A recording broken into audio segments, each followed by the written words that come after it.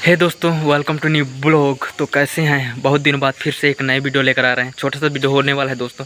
बहुत दिनों से वीडियो भी नहीं आ पा रहा था, लगभग 10 से 15 दिन मान सकते हैं आप लोग, 2 हफ्ता, ठीक है।